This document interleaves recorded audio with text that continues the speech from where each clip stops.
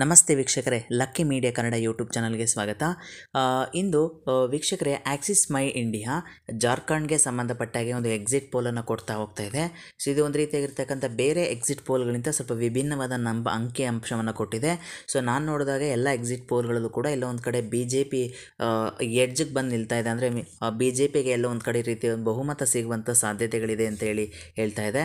But Axis my India ಏನು ಹೇಳ್ತಿದೆ, BJP ಎಲ್ಲ ಒಂದು ಕಡೆ ಸೋಲನ್ನು ಕಾಣುತ್ತೆ ಈ ಒಂದು ಜಾರ್ಖಂಡ್ ವಿಧಾನಸಭಾ ಚುನಾವಣೆಯಲ್ಲಿ ಅನ್ನುವಂಥದ್ದನ್ನ ತಿಳಿಸ್ತಾ ಇದೆ. ಜೊತೆಗೆ ಕಾಂಗ್ರೆಸ್ ಎಲ್ಲ ಒಂದು ಕಡೆ ಹೈಯೆಸ್ಟ್ ಗೈನಿಂಗ್, ಕಾಂಗ್ರೆಸ್ ಮತ್ತು JMMನ ಮೈತ್ರಿಕೂಟ ಬರೋಬ್ಬರಿ 53 ಕ್ಷೇತ್ರಗಳ ಮುನ್ನಡೆಯನ್ನು ಕಾಯ್ದುಕೊಳ್ಳುತ್ತೆ. ಈ ಮುಖಾಂತರ JMMನ ಏನು ಇವಾಗೇನು ಸರ್ಕಾರ ಇದೆಯಲ್ಲ, ಆ ಸರ್ಕಾರ ಮುಂದುವರಿಯುತ್ತೆ ಅನ್ನುವಂಥದ್ದನ್ನ ತಿಳಿಸ್ತಾ ಹೋಗ್ತದೆ. ಅದರ್ಸ್ಗೆ 3 ಅಂಕಿಅಂಶವನ್ನು ಕೊಡ್ತಾ ಇದ್ದಾರೆ. ಈ ಮುಖಾಂತರ ಆಕ್ಸಿಸ್ ಮೈ ಇಂಡಿಯಾ ಎಕ್ಸಿಟ್ ಪೋಲ್ನ ಪ್ರಕಾರ BJP ಸೋಲನ್ನು ಕಾಣುತ್ತೆ. ಈ ಮುಖಾಂತರ ಕಾಂಗ್ರೆಸ್ ಮತ್ತು JMM ಅತಿ ದೊಡ್ಡ ಪಕ್ಷವಾಗಿ ಹೊರಹೊಮ್ಮಲಿದೆ ಅನ್ನುವಂಥದ್ದು ಕಾಣಸಿಗ್ತಾ ಇದೆ ಸ್ನೇಹಿತರೆ.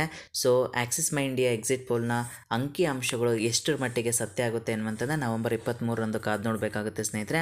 ಅದರಲ್ಲೂ ಕೂಡ ಇತ್ತೀಚಿನ ದಿನಗಳ ಎಕ್ಸಿಟ್ ಪೋಲ್ಗಳೆಲ್ಲವೂ ಕೂಡ ಸುಳ್ಳು ಆಗ್ತಿರುವ ಕಾರಣ ಸೊ ಎಕ್ಸಿಟ್ ಪೋಲ್ಗಳ ಅಂಕಿ ಅಂಶಗಳು ಈಗ ಬರ್ತಾ ಇರ್ತಕ್ಕಂತಹ ಫಲಿತಾಂಶದ ನಂತರ ಏನಾಗುತ್ತೆ ಅನ್ನುವಂಥದ್ದನ್ನ ತಿಳಿತಾ ಹೋಗ್ಬೋದಾಗುತ್ತೆ ಸ್ನೇಹಿತರೆ. ಈ ಮುಖಾಂತರ ಎಕ್ಸಿಟ್ ಪೋಲ್ಗಳ ಭವಿಷ್ಯನೂ ಕೂಡ ತಿಳಿತಾ ಹೋಗುತ್ತೆ ಅನ್ನುವಂಥದ್ದು.